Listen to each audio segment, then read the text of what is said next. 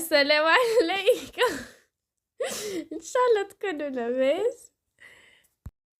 السلام عليكم، إن شاء الله تكونوا لاباس. اليوم إن شاء الله باش نعملوا حاجة جديدة وباش نخرجوا على المعتاد. صحتنا مش كان في الماكلة أكهو، أما حتى اللي داير بينا يأثر على صحتنا. إن شاء الله باش نشكلوا ونتعلموا كيفاش نشكلوا باقة متاع ورد. الورد هذايا إن شاء الله يدخلنا البهجة ويذكرنا بنعم الله. وكل واحدة فيكم تخمم وين باش تحط الباقة متاعها هذه بطبيعة بعد ما تعملها الكونفكسيون متاعها، باش كي تراها تبدأ فرحانة في أي بلاصة هي تحبها، بلاصتها المفضلة في الدار.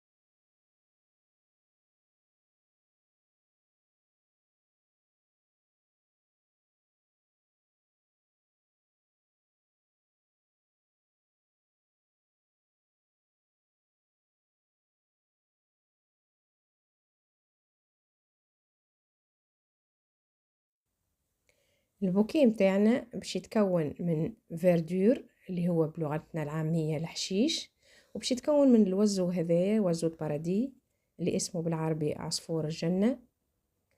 كذلك عنا الوردة هذه ياسرة مزيانة اسمها إيريس، وما فيهاش الوردة هذه كاكاو بعد أيامات باش يتفتحونا أكل أخرين بالطبيعة.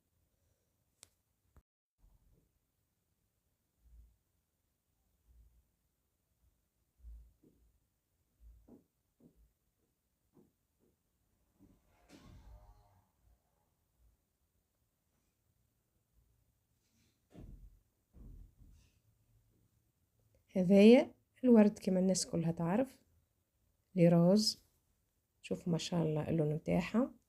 وقبل ما نحطوهم يا جماعة رانا نقصوا التيج بطريقة انكليني. علاش؟ باش يدوموا اكثر، يعني الدوري متاع مدة الحياة متاعهم تكون اكثر، ويشربوا الماء ويحافظوا على اللون متاعهم وكالبريق متاعهم. الماء هذاك نجم نحطوا فيه من غير سكر، مع التبديل يعني كل نهايرين نبدلوه. ولهنا عنا نوع واحد آخر من الفيردور. بالنسبة للبوكيه يا جماعة ديما نحطوا أطول حاجة هي من تالي وبعد الأقصر فالأقصر. الطول متاع البوكيه باش يكون متناسق لازم تكون الوردة التلانية 100 مرة ونص قد الفاز متاعنا هكاك باش تكون العين يعني ترى في حاجة مزيانة.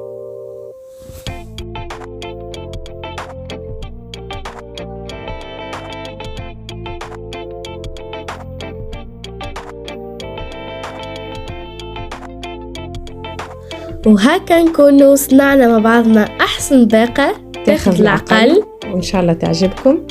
وكان عجبتكم ما تنساوش تعملوا لي لايك وشير وسبسكرايب. والسلام عليكم.